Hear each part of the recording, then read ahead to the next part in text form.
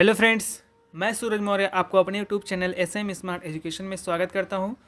दोस्तों, जैसा कि आप सभी को पता है कि SSC सीजीएल 2022 का जो एग्ज़ाम है, जिसका टायर 1 दिसंबर में होना है, दिसंबर महीने में होना है, और आज आपका 17 सितंबर है।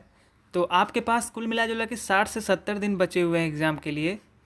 ठीक है फ्रेंड्स, तो मैथ के 25 सेट्स जो कि आपको एग्ज़ाम के पहले मैं आपको मैथ के 25 सेट प्रीवियस ईयर जो भी अच्छे अच्छे सेट्स होंगे उनको मैं आपको सॉल्व कराऊंगा, जिनसे आपको एग्ज़ाम में क्वेश्चन कैसे सॉल्व करने हैं, मैथ के किस तरीके से आपको सोचना है, ये आपको आइडिया लग जाएगा। तो इसलिए मैं आपको 25 सेट मैथ के, इसके बाद मैं इंग्लिश भी कल परसों में शुरू करूँगा, इंग्लिश के भी 25 सेट मैं कराऊँगा फ्रेंड्स, तो उसको भी आप ज़रूर देखिएगा। तो चलिए शुरू करते हैं। आज का जो पहला सेट है हमारा वो सीजीएल 2021 का 11 अप्रैल 2022 को जो कि हुआ था, वही सेट हमारा है। तो चलिए शुरू करते हैं। देखिए, पहला क्वेश्चन करते हैं। P और उसके 3 दोस्तों का औसत भार 55 kg है। यदि P अपने 3 दोस्तों के औसत भार से 4 kg अधिक है तो P का भार ज्ञात कीजिए। औसत का सवाल है। औसत का फार्मूला आपने पढ़ा होगा। कुछ संख्याओं का औसत निकालना हो तो औसत के लिए क्या होता है, सभी संख्याओं का योग बटे कितनी संख्याएं हैं। ठीक है फ्रेंड्स, औसत का सिर्फ यही एक ही फार्मूला है। चलिए देखते हैं। P और उसके 3 दोस्तों का औसत भार 55 है। P और 3 दोस्त कितने हो गए, 4 लोग। तो 4 लोगों का औसत भार कितना है, 55। इस प्रकार से हम लिख देंगे। P अपने 3 दोस्तों के औसत भार से 4 kg अधिक है। मतलब एक तो P है और उसके 3 दोस्त हैं, तो 3 दोस्तों के औसत भार से 4 kg अधिक है। तो 3 दोस्तों का मान लीजिए x हो औसत भार, तो इसका जो औसत भार होगा वो x + 4 होगा। अब P अकेला है तो उसका औसत भार भी वही होगा जो उसका एक्चुअल भार होगा। ठीक है फ्रेंड्स, अब इसमें होता क्या है, ये अकेला है, ये 3 है और ये सब मिला के 4, तो ये जो योग होगा वो यहाँ पे भी 55 × 4 औसत गुणे संख्या, 55 × 4 यहाँ पे भी सेम होगा, और यहाँ पे भी औसत गुणे संख्या जब करेंगे कितने लोग हैं तो बराबर होगा। अगर दोनों जोड़ देंगे तो हमको वही करना है, x + 4 1 + x × 3। ठीक है फ्रेंड्स, तो 55 चौक के 220, और यहाँ पे x और 3x 4x + 4, यहाँ से क्या हो गया, 4x = माइनस होगा 216 हो जाएगा, और x = क्या हो जाएगा, 4 × 5 = 20, 4 चौक के 16। ठीक है फ्रेंड्स, x = 54। अगर उसने पूछा होगा 3 दोस्तों का औसत भार तो वो हो जाता 54, लेकिन उसने P का पूछा है भार, तो P का जो औसत भार होगा वही उसका एक्चुअल भार होगा, क्योंकि वो अकेला है। तो P का भार क्या हो जाएगा, x + 4 यानी कि 54 + 4 यानी कि 58। ठीक है फ्रेंड्स, तो इस सवाल को हम इस प्रकार से कर सकते थे। टाइम बिल्कुल भी नहीं लगेगा, हमने समझाया है इसलिए टाइम लगा है। चलिए आगे चलते हैं दूसरे नंबर पे। अब देखिए दूसरा क्वेश्चन। A और B की मासिक आय का अनुपात 11:13 है और उनके व्यय का अनुपात 9:11 है। यदि वे दोनों प्रति माह 4000 की बचत करते हैं तो उनकी आय का अंतर। ठीक है फ्रेंड्स, अब इस सवाल को करने के लिए एक तो ट्रिक होता है कि अगर आय का रेशियो मान लीजिए हमने लिख दिया 11:13 और व्यय का रेशियो जो होता है वो 9:11 है, और दोनों का जो बचत है, आय में से व्यय घटा के बचत 4000, ये भी 4000, तो जो इसका हम तिरछा गुणा करते हैं 11 का 4000 में, फिर 9 का 4000 में, तो 11 का 4 में गुणा करेंगे तो 44,000, इसको इधर लिख लेंगे, एक ये हो गया। फिर 9 का 4 में करेंगे तो 36,000, इसको हमने इधर लिख दिया। फिर इसी 11 का गुणा इधर करेंगे, 11 की रही हम 121 यहाँ, और यदि इसी 9 का गुणा फिर 11 में, 9 × 13 कितना हो गया, 13×9 = 117। ठीक है, ये अब होगा क्या, इन दोनों का अंतर और इन दोनों यूनिट का अंतर क्या होगा, सेम होगा। तो यहाँ पे कितना अंतर है, 117 में से 121 गया, 121 में से 117, 4 यूनिट, 4 यूनिट का मान यहाँ से जब माइनस करेंगे आप तो 8000 हो जाएगा। ठीक है फ्रेंड्स, तो 1 यूनिट यानी कि 2000, यानी कि यहाँ पे 1 यूनिट जो है वो 2000 के बराबर है। अब तो उनकी आय में अंतर, आय ये है 11:13। अब इन दोनों में अंतर कितना है, 2 यूनिट का, तो 2 यूनिट का अंतर है यानी कि 2 का गुणा कर देना है 2000 में, कितना आ गया 4000। ठीक है फ्रेंड्स, इस प्रकार से आप इस सवाल को शॉर्टकट में कर सकते थे। ठीक है फ्रेंड्स, अब ये आता कहाँ से ये भी देख लीजिए। मान लीजिए कि आय का जो रेशियो हो वो 11x और 13x हो, और व्यय का जो होगा वो 9y और 11y हो। तो अगर हम ये a का है, ये b का है, a का आय हमें निकालना होगा तो कैसे निकालेंगे, 11x अरे बचत अगर निकालना होगा तो 11x माइनस 9y बराबर 4000, और दूसरा 13x माइनस 11y बराबर 4000। तो जब इन दोनों इक्वेशन को हम सॉल्व करते हैं, एक बार x एक बार y बराबर करके, तो कुछ इसी प्रकार का जो है सॉल्यूशन हमको मिलता है। तो उसी चीज़ का यहाँ पे शॉर्ट ट्रिक जो है बनाया गया है। ठीक है फ्रेंड्स, यहाँ से भी आप निकाल सकते हैं, बट यहाँ पे टाइम लगेगा। तो यहाँ से आपका आंसर हो जाएगा 4000। ठीक है फ्रेंड्स, चलिए आगे बढ़ते हैं। Question number 3।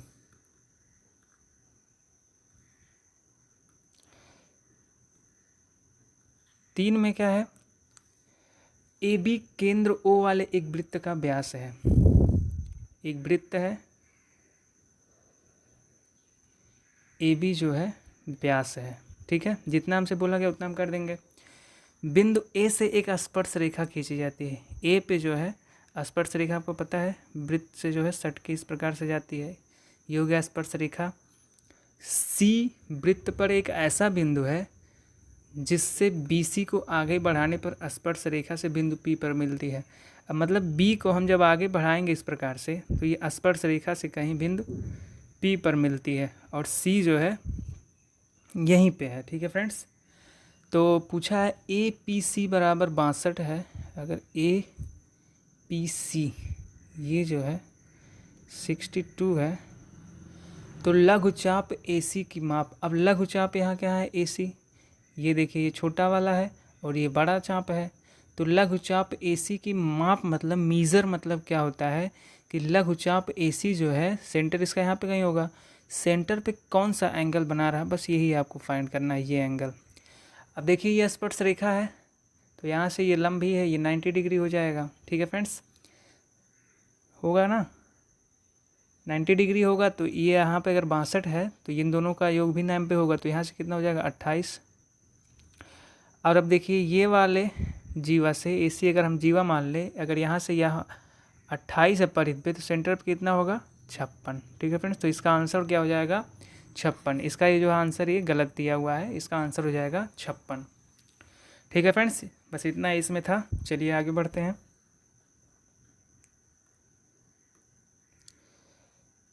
क्वेश्चन नंबर 4 पे चलते हैं। क्वेश्चन नंबर 4 में क्या है, दो संख्याओं का लासा उसके मासा का 56 गुना है। तो है इस सवाल में एलसीएम एंड एचसीएफ। तो अगर 56 गुना है मासा का, तो अगर मान लीजिए मासा x रहा हो तो लासा कितना होगा 56x। ठीक है फ्रेंड्स, उनका एचसीएफ तथा एलसीएम का योग यानी कि दोनों का योग कितना 57x हो जाएगा। ये चीज़ 171 और 0, तो x की वैल्यू यहाँ से क्या हो जाएगी 57 3, तो x की वैल्यू 30 हो जाएगी।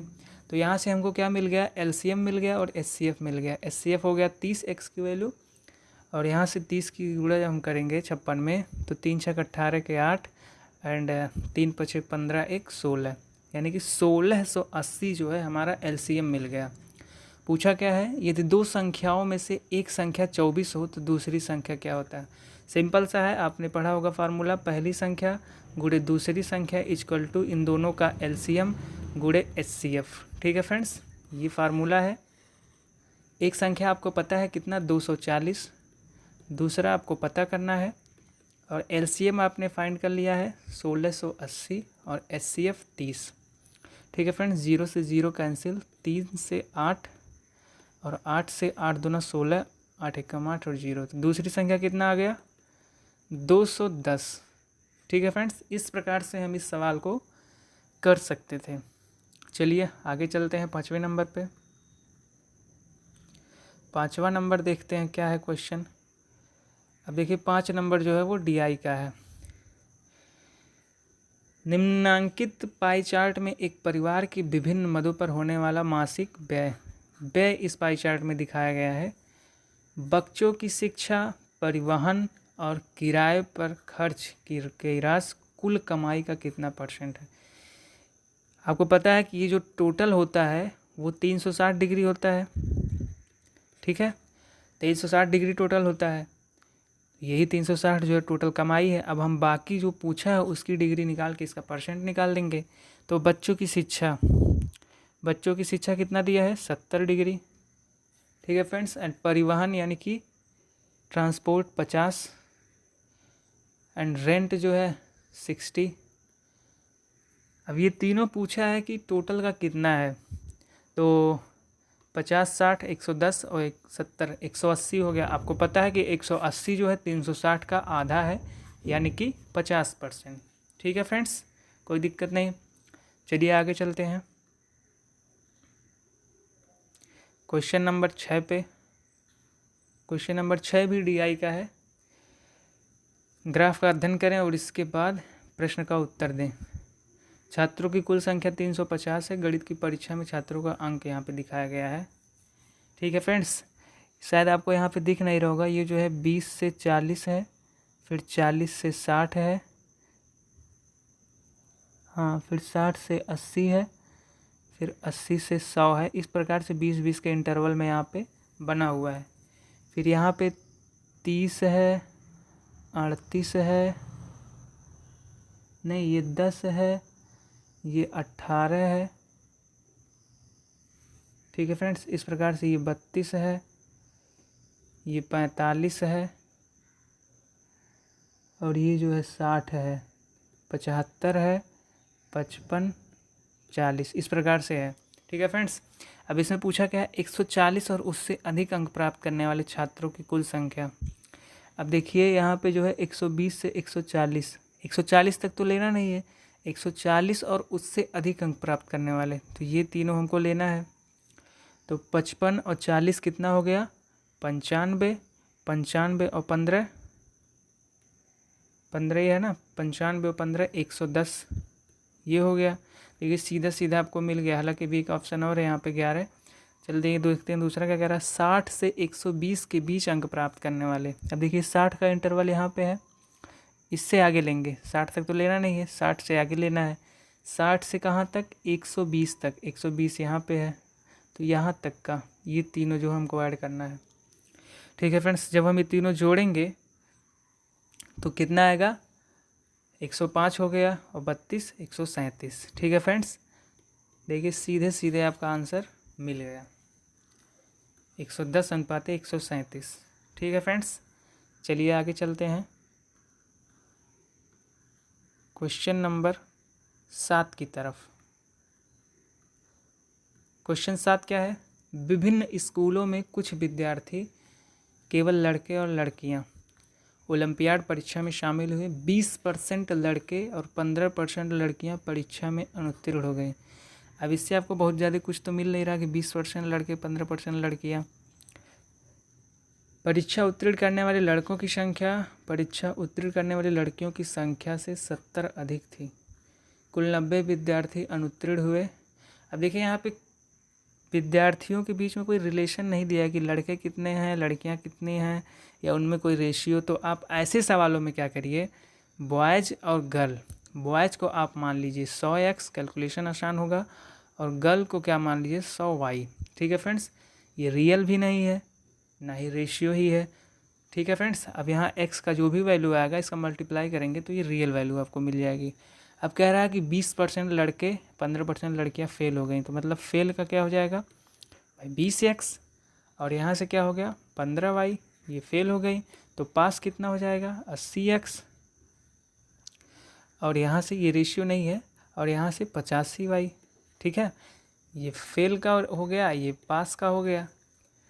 कह रहा है परीक्षा में उत्तीर्ण करने वाले लड़कों की संख्या, उत्तीर्ण कितने हुए हैं 80x, लड़कों की संख्या परीक्षा उत्तीर्ण करने वाले लड़कियों की संख्या से 70 अधिक है, यानी कि 80x माइनस 85y, उत्तीर्ण ही की है ना, ये चीज़ जो है 70 अधिक है। और दूसरा इक्वेशन हमें क्या बन जाएगा, कुल 90 विद्यार्थी अनुत्तीर्ण हुए, यानी कि 20x प्लस 15y, ये चीज़ कितना है 90 है। ठीक है फ्रेंड्स, अब दो इक्वेशन आपके पास हो गया और आपको कुछ काटना नहीं। देखिए यहाँ पे 20 दिख रहा है तो आप 4 का मल्टीप्लाई करके 80 के बराबर कर देंगे तो x यहाँ से कट जाएगा। तो इस पूरे इक्वेशन में हम क्या करेंगे, 4 से मल्टीप्लाई कर देंगे और माइनस कर देंगे, तो माइनस हो जाएगा, माइनस हो जाएगा, माइनस हो जाएगा। अब यहाँ से 80 से कट जाएगा। अब यहाँ क्यों क्या हो जाएगा, 15 चौक के 60 और 85, क्योंकि यहाँ पे माइनस है तो माइनस का निशान आएगा। 60 और 85 कितना होगा 145 y। और यहाँ पे क्या हो जाएगा, 9 चौक 36, 360 और माइनस का बड़ा हो जाएगा तो कितना हो जाएगा 290। ठीक है फ्रेंड्स, हाँ 290, माइनस माइनस कट जाएगा। y बराबर क्या यहाँ आएगा 2। जब y बराबर 2 आ गया तो आपको सीधे पता चलेगा कि गर्ल जो है वो 100 गुणे 2 यानी कि 200 है। अब y की वैल्यू कहीं भी रख के आप x की वैल्यू निकाल सकते हो। चलिए पहले में रख देते हैं, 85 दूना 170 और ये माइनस है, इधर जाएगा प्लस हो जाएगा, तो यानी कि 170 जुड़ जाएगा तो कितना हो जाएगा 240। तो 80x बराबर 240 यानी कि x बराबर 3। ठीक है फ्रेंड्स, अब देखिए x बराबर यहाँ से 3 आ गया तो बॉयज़ कितने हो गए 300, 300 बॉयज़ 200 गर्ल्स, परीक्षा में शामिल होने वाले विद्यार्थियों की कुल संख्या 500। ठीक है फ्रेंड्स, इस प्रकार से आप इसको कर सकते थे। चलिए आगे बढ़ते हैं।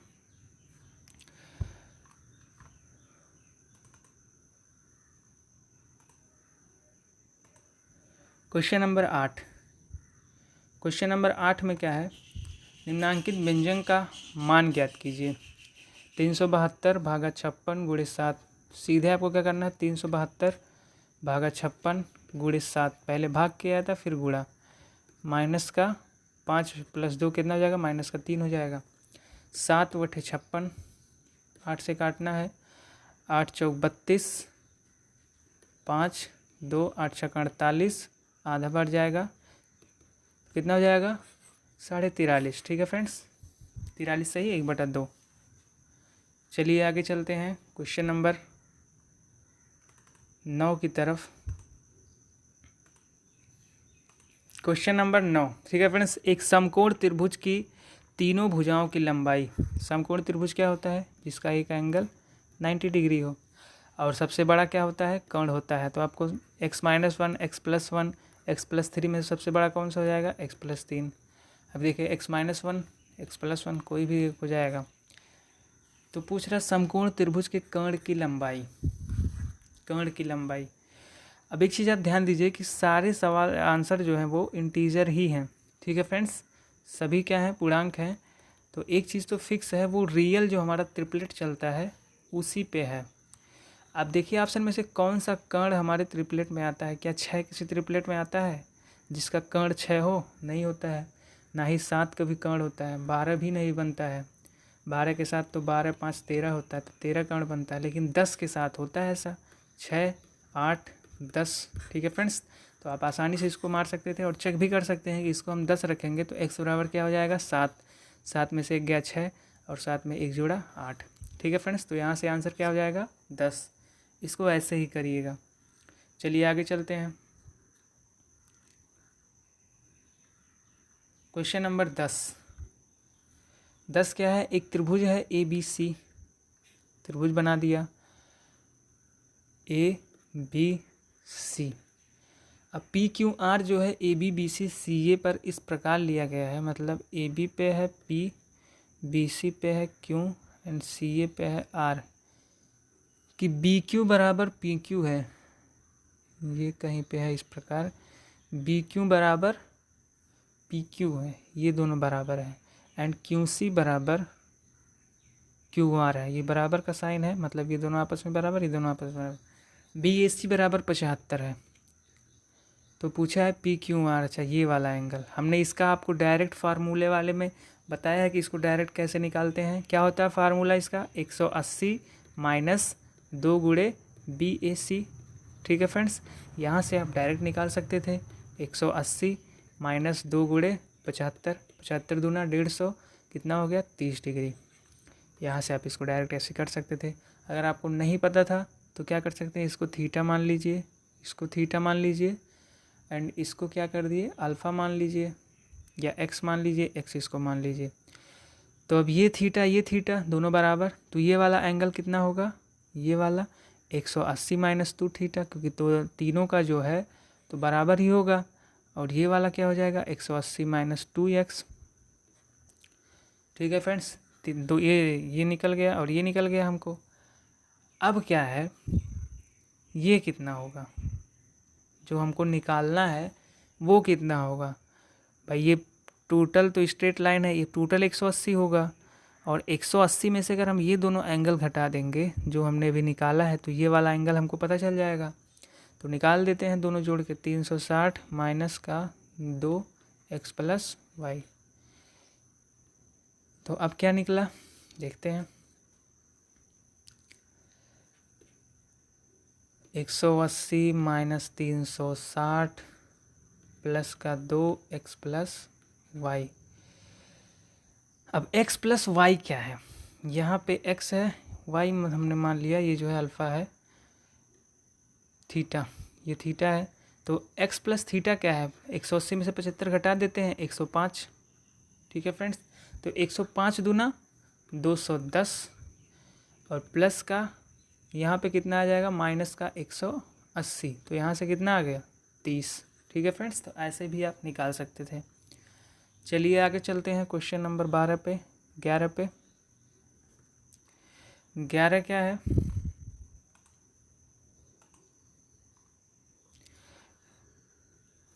एक समबाहु त्रिभुज है। समबाहु में क्या होता है, सारे एंगल 60 होते हैं और सारे साइड बराबर होते हैं। समबाहु त्रिभुज ABC, केंद्र O वाले एक वृत्त, मतलब वृत्त के अंदर ये है। ठीक है फ्रेंड्स, तो इस प्रकार से आप समझ लीजिए, केंद्र O जिसका है उसमें ये बनाया गया है।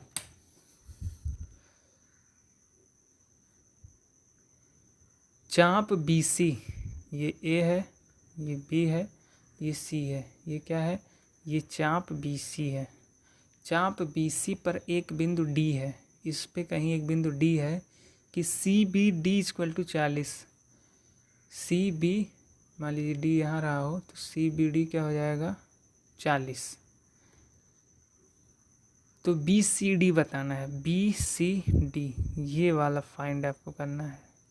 अच्छा एक बात बताइए, ये अगर 40 है तो एक ही जीवा द्वारा या एक ही चाप द्वारा अगर हम यहाँ पे 40 बना रहे हैं, तो यहाँ से अगर हम इस पे बनाएंगे तो ये 40 होगा कि नहीं होगा, ये 40 तो ये भी 40। एक ही चाप द्वारा परिधि पर कोई भी कितने भी एंगल बना दो एक साइड, दोनों बराबर होंगे। और ये टोटल कितना था, टोटल तो 60 है ना, तो ये कितना हो जाएगा 20 हो जाएगा। तो अब बताइए इस परिचाप पे आइए, BD पे, BD को लेकर यहाँ पे अगर 20 बना है, ठीक, तो यहाँ पे भी तो 20 ही बनेगा, ये भी 20 हो जाएगा। ठीक है फ्रेंड्स, बस इतना ही करना था इसमें। चलिए आगे चलते हैं। क्वेश्चन नंबर 12 क्या है, एक मोटर बोट जिसकी शांत जल में चाल 20 किलोमीटर प्रति घंटा है। अच्छा, शांत जल, मान लीजिए मोटर बोट X हो और जल जो हो वो Y हो, तो शांत जल में मतलब रियल जो मोटर बोट की स्पीड है वो 20 किलोमीटर प्रति घंटा है। धारा की विपरीत 24 किलोमीटर जाने में, 24 किलोमीटर धारा के विपरीत जब जाते हैं हम तो स्पीड क्या होता है माइनस हो जाता है। धारा की दिशा में उतनी ही दूरी जाने के लिए समय से 30 मिनट अधिक का समय लगता है। ठीक है फ्रेंड्स, मतलब उतनी ही दूरी अगर हम 24 की ही दूरी x प्लस वाई से जाएं तो क्या होता है 30 मिनट ज़्यादा, यानी कि आधा घंटा ज़्यादा लगता है। बिल्कुल सही है। इसको एक तरीके और से लगा सकते हैं, लेकिन ऐसे ही आप इसको समझिए, मतलब 24 किलोमीटर, और यहाँ पे क्या हुआ, स्पीड कम हो गया। अगर नीचे कम है तो ये वैल्यू क्या होगी, ज़्यादा होगी, नीचे ज़्यादा है तो वैल्यू कम होगी। तो ये जो डिफरेंस है ये आधा घंटा का है, 30 मिनट का। यदि शांत जल में नाव की चाल में 2 किलोमीटर वृद्धि हो जाए, ये जो 20 था ये अगर 22 किलोमीटर प्रति घंटा हो जाए तो उसे धारा की दिशा में 39 किलोमीटर, धारा की दिशा में जाएगा तो x + y हो जाएगा, और धारा के विपरीत 30 किलोमीटर जाने में कितना समय लगेगा, इसकी वैल्यू पूछा है। ठीक है फ्रेंड्स, अब देखिए x की वैल्यू तो हमको पता है 20, यहाँ पे हम 20 रख देंगे x की जगह पे। अब एक चीज़ बताइए, यहाँ पे 24 ऊपर है, यहाँ पे 24 है, तो यहाँ 20 में ऐसा क्या जोड़ें कि कम से कम 24 से कटे। तो आपको पता होगा यहाँ y बराबर 4 ही हम रख सकते हैं, 3 रखेंगे तो भी कैलकुलेशन 1/2 के पास तो नहीं जाएगा। तो हम y बराबर क्या रख लेते हैं, 4। तो यहाँ से क्या हो जाएगा 1, और यहाँ पे 4 रखेंगे तो 16 हो जाएगा, यानी कि 8 × 3 = 24, 8 दूनी 16, 3/2। तो 3/2 में से 1 जाएगा 1/2, यानी कि सेटिस्फाई हो गया कि y बराबर 4 और x बराबर 20। ठीक है फ्रेंड्स, तो अब यहाँ पे रख दीजिए x, अब हमको 22 रखना है, तो 22 और 4 26, 39/26 प्लस 30/22 में से 4 गया 18, क्योंकि उसने बोला है कि 2 किलोमीटर प्रति घंटा हमको बढ़ाना है बोट की स्पीड। तो ये क्या हो गया, 13 × 3 = 39, 13 दूनी 26 प्लस 6 × 5 = 30, 6 × 3 = 18, 3 × 3 = 9 और 5 दूनी 10, 19/6, यानी कि 3 सही 1/6, 3 मतलब 3 घंटा और 1/6 मतलब 10 मिनट। ठीक है फ्रेंड्स, तो इस प्रकार से इसका आंसर भी हम निकाल सकते हैं। ऐसे सवालों में आपको यहाँ ऐसे पुट करना रहता है, बाकी आप x की वैल्यू पता है, आप y निकालेंगे तो बहुत बड़ा हो जाएगा, क्योंकि 2 घात समीकरण बनेगा। चलिए आगे चलते हैं क्वेश्चन नंबर 13 पे। क्वेश्चन नंबर 13 क्या है,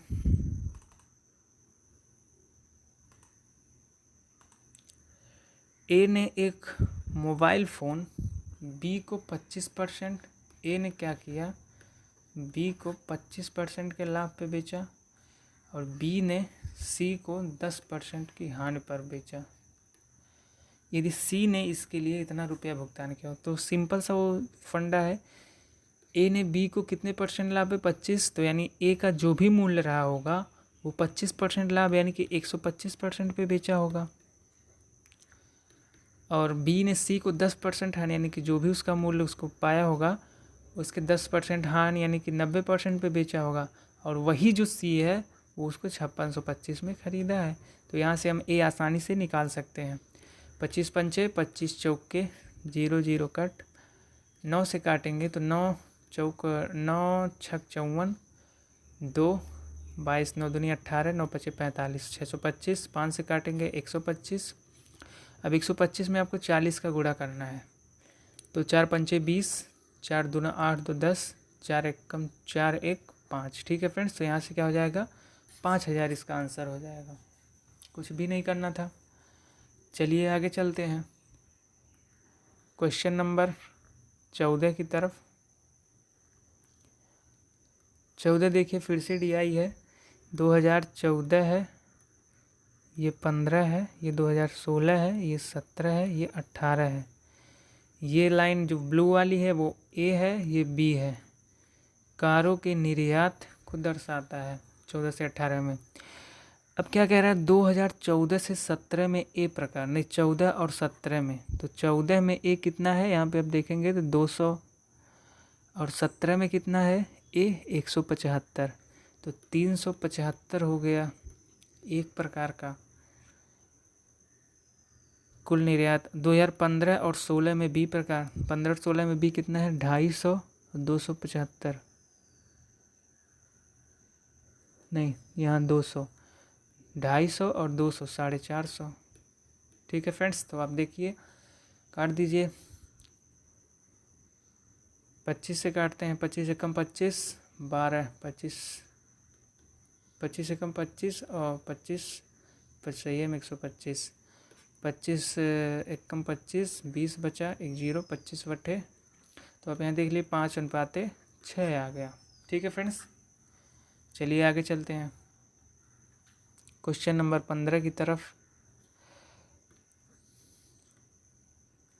15 में क्या है, यदि x + y + 3 = 0 तो आपकी इसकी वैल्यू फाइंड करनी है। तो आप यहाँ से क्या करिए, देखिए यहाँ पे एक सिंगल पावर है, यहाँ पे 3 पावर है, यानी कि इसका आप क्यूब करना है। तो इसका तो आप क्यूब करना बहुत मुश्किल हो जाएगा, लेकिन x + y = -3 कर दे तो आप आसान हो जाएगा। आप क्यूब कर दीजिए, x³ + y³ प्लस का 3xy एंड ब्रैकेट में क्या होता है x + y एंड इधर करेंगे तो -27। अब x³ + y³ प्लस का 3xy, x + y की वैल्यू क्या है -3, इसको पुट कर दीजिए एंड -27। x³ + y³ क्या हो जाएगा -9xy = -27। अब देखिए ये चीज़ तो हमको इतना मिल गया, अब हमको 9 लाना है। तो हमको इधर अगर 9 चाहिए तो क्या करते हैं, 9 जोड़ देते हैं, इधर भी 9 जोड़ देते हैं, तो ये वैल्यू हमको पता चल गई। और यहाँ से क्या हो गया -18 हमारा आंसर हो गया। ठीक है फ्रेंड्स, तो इस प्रकार से -18। चलिए आगे चलते हैं क्वेश्चन नंबर 16 की तरफ। 16 क्या है, बहुत ही सिंपल। एक चीज़ हमने आपको बताया था, अगर दो एंगल A + B हैं, अगर इन दोनों का योग 90 है तो साइन = क्या हो जाता है कॉस, टैन = क्या हो जाता है कॉट एंड सेक = क्या हो जाता है कॉसेक। अब इतना तो बराबर हो जाता है। तो अब देखिए यहाँ पे साइन 23 × कॉस 63, दोनों का वैल्यू क्या है, दोनों का जब सम करोगे तो 90 होगा, यानी कि साइन बराबर यहाँ पे कॉस है। तो आप क्या कीजिए cos 60 मतलब साइन A जो है वो cos B के बराबर हो जाएगा, tan A cot B के and sec A cosec B के। तो आप क्या कीजिए यहाँ पे cosec B जो है, अरे cos B जो है cos 67, इसको साइन के टर्म में लिख सकते हैं। तो क्या हो जाएगा sin² 23। ठीक है फ्रेंड्स, दूसरा क्या है sec 52 + sin 38। अब इसको क्या कर सकते हैं, ये वाला अगर हम उठाएं, साइन को हम A यहाँ पे रहने दें और कॉस को इधर ले आए तो क्या हो जाएगा 1/cos B 1, और यही cos B जो है sec B बन जाएगा। तो आप क्या देखें कि A और B का अगर योग 90 डिग्री है तो साइन A × sec B ये क्या हो जाएगा 1 हो जाएगा। तो हम क्या करेंगे 1 रख देंगे। और ये चीज़ क्या है, दोनों का योग 90 है, तो फिर से हम यहाँ क्या कर देंगे cosec² 23 रख देंगे अपने सुविधा अनुसार। फिर यहाँ पे cosec 52 एंड cos 38, यहाँ पे आप आ जाइए, अगर इसको हम इधर लेके आएंगे sec A को नीचे तो cosec B / sec A = 1 हो जाएगा। फिर sec A अगर हम ऊपर ले जाएंगे तो cos A हो जाएगा। तो यही चीज़ है कि अगर दोनों का योग जो है 90 डिग्री है तो cosec A × cos B ये दोनों क्या हो जाएगा 1 हो जाएगा। ठीक है फ्रेंड्स, और अब नीचे अगर हम बात करें तो cosec² 20 को हम क्या लिख सकते हैं sec² 70 लिख सकते हैं, sec² 70 - tan² 70। ठीक है फ्रेंड्स, तो नीचे क्या हो जाएगा 1 हो जाएगा। तो अब क्या हो गया, ये दोनों मिलके 1 हो गया और 1 2 और 1 3। ठीक है फ्रेंड्स, 3 इसका आंसर हो गया। कुछ भी नहीं करना था, बस आपको ये चीज़ आपको पता होता तो आप इसको आसानी से कर जाते हैं। चलिए आगे चलते हैं क्वेश्चन नंबर 17 की तरफ। 17 में क्या है, टाइम एंड वर्क। A एक काम को 16 दिन में पूरा करता है, A क्या करता है 16 दिन में पूरा करता है। B क्या है 12 दिन में पूरा कर सकता है, B 12 दिन में पूरा कर सकता है। उन्होंने 4 दिन तक, अब क्या करते हैं इसको हम टोटल वर्क निकालने के लिए इन दोनों का हम लासा ले लेते हैं। तो 48 हो गया, 16 × 3 = 48, 12 × 4 = 48, ये कितने दिन में कर सकते हैं, ये टोटल वर्क, और ये बीच में क्या निकलता है, इनकी एफिशिएंसी, क्षमता। ठीक है फ्रेंड्स, उन्होंने 4 दिन तक एक साथ काम किया। अगर 4 दिन तक एक साथ काम करेंगे दोनों की एफिशिएंसी कितनी हो गई, 7, और 4 दिन तक काम किया तो टोटल कितना काम हो गया, 28 काम तो इन्होंने कर दिया। अब ए चला गया, अब केवल बी करेगा 4 के एफिशिएंसी से शेष काम। तो शेष बचा कितना है, 20 बचा है। 4 के एफिशिएंसी से करेगा, 5 दिन और करेगा बी। कह रहा है काम को पूरा समाप्त करने के लिए बी ने कुल कितने दिन काम किया। 4 दिन तो यहाँ साथ में काम किया है, 5 दिन यहाँ लास्ट में पूरा किया है बचा हुआ। टोटल कितना हो गया, 9 दिन। ठीक है फ्रेंड्स, चलिए आगे चलते हैं।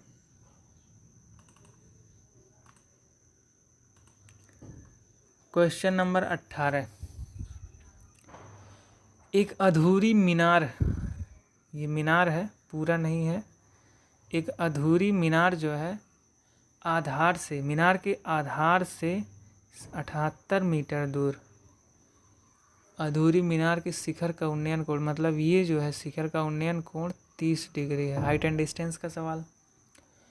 मीनार को कितना ऊंचा बनाया जाए, मतलब ये जो है और कितना ऊंचा बनाया जाए ताकि उसी बिंदु से तैयार मीनार का शिखर का उन्नयन कोण 60 हो जाए। मतलब ये जो 30 था ये 60 हो जाए, तो हमको ये ऊंचाई ज्ञात करना है। ये 78 हमको गिवन है। तो हमने आपको ट्रिग्नोमेट्री में बताया था कि जब 30 डिग्री होता है समकोण त्रिभुज में, तो उसके सामने का अगर 1 है तो 60 के सामने का √3 होता है और 90 के सामने का 2 होता है। ये रेशियो बनता है 30 60 90 में। 30 के सामने 1, 60 के सामने √3, तो 90 के सामने 2। ठीक है फ्रेंड्स, तो यही चीज़ हमको यहाँ पे अप्लाई करना है। अगर हम छोटे वाले ट्रायंगल में देखें तो 30 के सामने 1, अगर ये 30 है तो ये 60 होगा, 60 के सामने √3 और ये 2 हो जाएगा। हालांकि अभी हमें उससे मतलब नहीं है। अब बड़े वाले ट्रायंगल में अगर हम देखें तो 60 यहाँ है। ठीक है फ्रेंड्स, 60 अगर यहाँ है तो इसके सामने ये जो बड़ा होगा ये √3 हो जाएगा, और ये जो है ये 30 है, 30 के सामने क्या हो जाएगा, 1 हो जाएगा। ठीक है, अब देखिए जब हमने छोटे ट्रायंगल से लिया तब ये चीज़ जो है √3 आ गया, और जब हमने बड़े वाले से लिया तब ये चीज़ 1 आ गया। तो अब इसको √3 बना लिया जाए ना, √3 का मल्टीप्लाई कर दिया जाए, तो ये दोनों, क्योंकि दूरी तो सेम ही है, वही है, तो अगर इससे √3 आ रहा है तो इससे भी √3 ले आए। तो अगर √3 का मल्टीप्लाई हम बड़े वाले में यहाँ भी किए हैं तो यहाँ भी कर दे रहे हैं √3, तो ये क्या हो जाएगा 3। अब ये दूरी 1 था, ये टोटल 3, तो बढ़ेगा कितना 2 मीटर हमें ऊपर उठाना है। और यहाँ देखिए 78 मीटर जो है वो √3 को प्रेजेंट कर रहा है, तो हमें कितना निकालना है 2। सिंपल सी बात है, क्या करिए आप √3 का ऊपर √3 का नीचे मल्टीप्लाई कर दीजिए, हो जाएगा 3, 3 दूना 6, 3 6 18, तो 26 दूनी 52 √3। ठीक है फ्रेंड्स, इस प्रकार से आपको सिर्फ ये वाला कॉन्सेप्ट आपको पता होगा तो आप इसको कर लेते। चलिए आगे चलते हैं क्वेश्चन नंबर 19 की तरफ। 19 क्या है, एक वस्तु का मूल्य 400 रुपया है, फेस्टिवल सेल्स के दौरान 10% का डिस्काउंट कूपन। अब 400 रुपये का कोई सामान है, फेस्टिवल सेल के दौरान 10% का कूपन मिल गया, यानी कि 10% माइनस करना है, डिस्काउंट हो गया, तो अब कितना मिलेगा 360। 400 का 10% 40 ही होगा, 360 हो गया। कूपन के साथ वस्तु के नियमित मूल्य पर X% की छूट प्रदान की, मतलब अब इस पे भी X% का छूट मिल रहा है। अब छूट मिलने के बाद, मतलब सेल की छूट और छूट के कूपन दोनों का उपयोग करने के बाद जो मूल्य हो जाता है वो 216 है।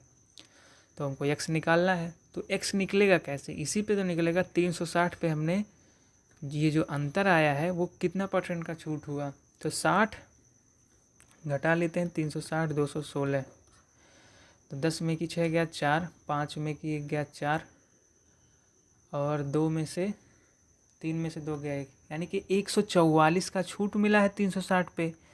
यही चीज़ तो हमको निकालना था। 0 से 0 कट, 36 चौक के 144, तो यहाँ से कितना हो गया 40%, यानी कि जो दूसरा वाला छूट यक्स है वो 40% था। ठीक है फ्रेंड्स, इस प्रकार से इसको निकाल सकते हैं। चलिए क्वेश्चन नंबर 20 पे चलते हैं। 20 में क्या है, 8 सेंटीमीटर भुजा वाले एक ठोस घन को, ये घन है जिसकी भुजा कितना है 8 सेंटीमीटर, 8 सेंटीमीटर भुजा वाले ठोस घन को 16 सेंटीमीटर लंबाई और 8 सेंटीमीटर चौड़ाई, 15 सेंटीमीटर ऊंचाई, इस प्रकार से मान लीजिए कोई आयताकार टैंक है, ऊंचाई इसकी कुछ है। ठीक है, तो 8 सेंटीमीटर इसकी चौड़ाई है, 16 सेंटीमीटर इसकी लंबाई है और 15 सेंटीमीटर उसकी ऊंचाई है। आयताकार कंटेनर में गिराया जाता है, इसमें पानी भरा हुआ है जो आंशिक रूप से पानी से भरा हुआ है। तो यदि घन पूरी तरीके से इसमें जब डूबेगा ये वाला, तो जल स्तर में कितना ऊपर उठेगा, जल स्तर कितना ऊपर उठेगा। अब एक बात बताइए, जो भी जल स्तर उठेगा, ठीक, मान लीजिए यहाँ तक इसका जल हो पहले से, अब इसके ऊपर जो भी उठेगा उसका जो आयतन होगा वो इस घन के आयतन के तो बराबर ही होगा, पूरी तरीके से डूबा हुआ है। तो ये आयतन अब अंदर अपने लेगा ये, और उतने आयतन का पानी जो है ऊपर हो जाएगा। तो क्या कर सकते हैं, इसका आयतन निकालिए, 8 × 8 × 8, ये जो होगा वो जो पानी उठा है उसकी तो लंबाई चौड़ाई 8 × 16 ही तो होगा। बस ऊंचाई हमको निकालना है, ऊंचाई इस 15 का कोई यूज़ नहीं है। तो 8 एकम 8, 8 दूना 16 और 2 से 4, यानी कि x बराबर 4, 4 सेंटीमीटर जो इसका जल स्तर होगा वो उठ जाएगा। ठीक है फ्रेंड्स, सिंपल सी बात है, जो घन का जो आयतन है वो अपने घन के आयतन के बराबर ही क्या होगा, जल उठाएगा अपना स्तर। चलिए 21 नंबर पे चलते हैं।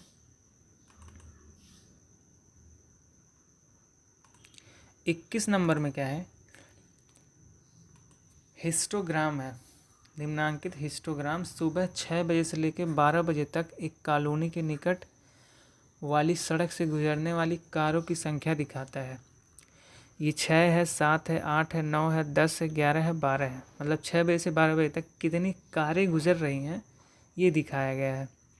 6 से 7 के बीच 70 है, 7 से 8 के बीच 105 है, 8 से 9 के बीच 130 है, 9 से 10 के बीच 115, फिर 95, फिर 45। अब देखिए अब क्या पूछा है, सुबह 6 बजे से 8 बजे के बीच गुजरने वाली कारों की संख्या, 6 से 8 यहाँ तक है, ये दोनों लाइन हमको जोड़ना है।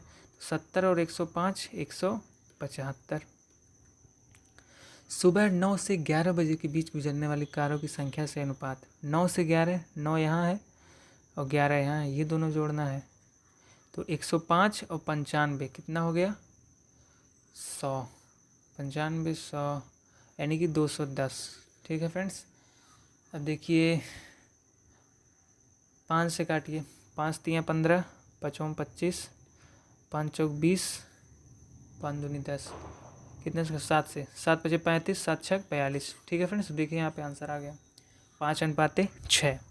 कुछ भी नहीं करना था, बस जो आपको पूछ रहा था वही करना था। चलिए आगे चलते हैं। क्वेश्चन नंबर 22, वह सबसे बड़ी संख्या 2 3 A 6 8 B, बड़ी संख्या जो ज्ञात करना वो यही है, मतलब A और B की वैल्यू आपको रख के सबसे बड़ी संख्या ज्ञात करनी है जो 3 से तो विभाज्य हो लेकिन 9 से विभाज्य ना हो, 3 से विभाज्य हो लेकिन 9 से विभाज्य ना हो। मतलब A और B की ऐसी वैल्यू रखनी है कि एक तो ये कंडीशन फुलफिल करे और दूसरा सबसे बड़ी संख्या हो। ठीक है फ्रेंड्स, तो देखते हैं 3 से विभाज्य के लिए क्या कंडीशन है कि सभी जो संख्या है उसके अंकों का जो योग है वो अगर 3 से कट जाए तो संख्या भी 3 से कट जाएगी। 9 के लिए भी सेम कंडीशन है कि अगर उसका जो योग है वो 9 से कट जाए तो संख्या भी 9 से कट जाएगी। तो अब इसमें क्या किया जाएगा, 3 2 5, 5 6 11 8 19, 19 + A + B, यही चीज़ का जो है जोड़ के हमको 3 से कट करना है। ठीक है फ्रेंड्स, तो अब एक बात बताइए, ए और बी का ऐसा वैल्यू रखें कि 3 से कट जाए लेकिन 9 से ना कटे, और ए को मैक्सिमम ही मैक्सिमम लेके जाना है। तो ए को मैक्सिमम के लिए हम पहले इसको 9 ही रख देते हैं, देखते हैं क्या होता है, क्या कमी बचती है। तो 19 9 28, और अगर मैं बी की वैल्यू 2 रख दूं तो 30 हो जाएगा, 3 से कट जाएगा और 9 से नहीं कटेगा, लेकिन हमें बड़ा निकालना है। तो हम क्या करते हैं, सबसे पहले 9 ही रखते हैं। 9 9 18, 18 19 37, नहीं कटेगा 3 से। अगर मैं बी के जगह पे 8 रख दूं तो 8 9 17, 17 19 36 हो जाएगा। 36 देखिए 3 से कट जाता है, लेकिन ये संख्या जो है 9 से भी कट जाता है, इसलिए ये संख्या हम नहीं ले सकते। मतलब 36 से थोड़ा सा नीचे आएंगे, हमको 33 अगर हम इसका एडिशन कर दें तो हो जाएगा, यानी कि 3 कम कर दें 5। ठीक है फ्रेंड्स, 9 5 14, 14 19 33। अब देखिए 33 3 से कट जाएगा और 9 से नहीं कटेगा, और सबसे बड़ी भी संख्या है 9, तो हमने पहले फिक्स कर दिया है, और ये हमारा 5 हो जाएगा। तो यानी कि यहाँ पे 9 होगा, यहाँ पे 5 होगा। ठीक है फ्रेंड्स, इस प्रकार से हम इसका आंसर क्या हो जाएगा, तीसरा नंबर। चलिए क्वेश्चन नंबर 23 पे चलते हैं। 23 क्या है, 4 sin square theta equal to 3 1 plus cos theta. तो आपको दिख रहा है कि 1 प्लस कॉस थीटा यहाँ पे है एंड साइन स्क्वायर यहाँ पे, तो एक रिलेशन होता है sine square theta equal to 1 minus cos square theta. यहाँ से 3 1 प्लस कॉस थीटा। अब 1 माइनस कॉस स्क्वायर थीटा क्या होता है, एक ब्रैकेट में 1 प्लस कॉस थीटा एंड एक ब्रैकेट में 1 माइनस कॉस थीटा। अब यहाँ से जो प्लस वाला जो कैंसिल हो जाएगा, ये बच जाएगा इधर 3, यानी कि 4 minus 4 cos theta equal to 3। यहाँ से हम देखेंगे तो कॉस थीटा क्या हो जाएगा, 1/4। कॉस थीटा क्या हो जाएगा, 1/4 हो जाएगा। अब अगर हम एक ट्रायंगल बनाएं, राइट एंगल, तो कॉस थीटा क्या होता है, ये लंब हो जाएगा, ये आधार, ये कर्ण। तो अगर हम ये थीटा लेंगे तो कॉस थीटा क्या होता है, आधार बटे कर्ण। तो आधार अगर 1 है तो कर्ण 4, तो लंब क्या हो जाएगा, लंब होगा 4 स्क्वायर माइनस 1, यानी कि रूट में 15। ठीक है फ्रेंड्स, अब पूछा क्या है आपसे, ये निकाल दीजिए। 2 tan थीटा, 2 गुणे tan थीटा। tan थीटा क्या होता है, लंब बटे आधार, तो लंब क्या है, √15, आधार 1 है, plus 4 sine theta. Sine theta क्या होता है, लंब बटे कर्ण, तो √15 अपान कर्ण क्या है 4, एंड माइनस का सेक, सेक क्या होता है, कॉस का उल्टा, यानी कि 4। तो 4 से 4 कट गया, एंड 2√15 एंड √15 कितना हो गया, 3√15 एंड माइनस का 4। तो ये आपका हो गया आंसर। ठीक है फ्रेंड्स, बस आपको कॉस थीटा की वैल्यू निकाल के ट्रायंगल में लगा के और जो गिवन है उसकी वैल्यू निकालना था। चलिए 24 नंबर पे चलते हैं। 24 नंबर जो क्वेश्चन है, कह रहा है यदि x + 6y, यदि x + 6y = 8 एंड xy = 2, तो ये वैल्यू आपको निकालनी है। अब देखिए यहाँ पे 1 पावर है, यहाँ पे 3 पावर है, तो हम वहाँ तक कैसे पहुँच पाएंगे, क्यूब करके। तो इसका क्यूब करते हैं, 1 क्यूब मतलब x क्यूब, एंड इसका क्यूब क्या हो जाएगा, 216 y क्यूब, प्लस का 3x × 6y, एंड ब्रैकेट में यही चीज़ होता है, और उस चीज़ की वैल्यू कितनी रखी है, 8, तो 8 इसको हम डायरेक्ट रख लेंगे। एंड इस बार क्या है, 8 का क्यूब 512। अब ये चीज़ हमको फाइंड करना है, x × y कितना गिवन है, 2, तो यहाँ से x cube plus 216 y cube plus 3 गुणे एक्स वाई की वैल्यू 2 हो जाएगी, गुणे 6 गुणे 8 बराबर 512। अब x cube plus 216 y cube जो कि हमको फाइंड करना है, 3 दूना 6 6 अठे 48, 48 गुणे 8 कितना हो जाएगा, 8 अठाए 64 के 4, 8 चौक 32 और 6 38, 384 बराबर 512। ठीक है फ्रेंड्स, बराबर कितना होगा, 8 अठाए 64 के 4 एंड 8 चौक 32, 6 38, ये हो गया। अब क्या करना है हमको, इसका निकालना, तो इसको हम माइनस कर देंगे। 512 में से इसको जब हम माइनस करेंगे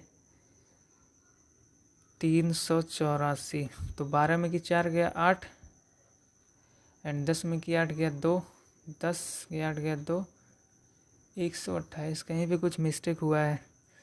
3 into x into 6 into x plus y, तो 3 दूना 6, 6 छवक 36, 36 गुणे 8 होगा, यहाँ पे गलती हो गई है। 36 गुणे 8, 8 छक 48 के 8, 8 तिरिक 24, 24 4 28, 288 हमको माइनस करना है, 288। तो क्या होगा, 12 में की 8 गया 4 एंड 10 में की 8 गया 2 एंड 5 4 में से 2 गया 2, यानी कि हमारा आंसर क्या हो गया, 224। ठीक है फ्रेंड्स, तो इस प्रकार से हम कर सकते हैं। चलिए आज के पेपर का जो लास्ट क्वेश्चन है 25, उसको चलते हैं देखते हैं। 25 नंबर, कोई राशि वार्षिक रूप से चक्रवृद्धि होने पर 10% वार्षिक ब्याज की दर से 4 वर्ष के लिए जमा की जाती है। अगर चक्रवृद्धि ब्याज पर 10% वार्षिक ब्याज पर जमा की जाएगी तो 4 वर्ष में कुछ इस प्रकार होगा।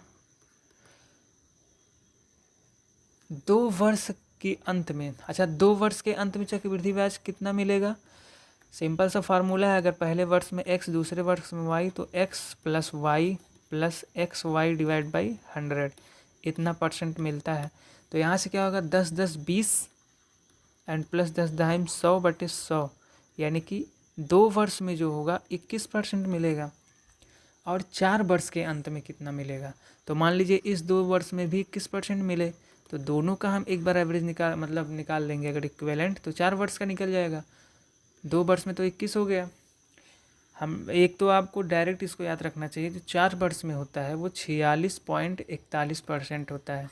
दूसरा आप इसी प्रकार से इसको निकाल सकते हैं कि 21%, मतलब 21 प्लस 21 प्लस 21 21 है हम 441 बटे 100, तो 21 21 42 प्लस 4.41, तो कितना हो गया 46.41। ठीक है फ्रेंड्स, एक तो आप डायरेक्ट याद रखिएगा कि 10% का 4 साल में 46.41।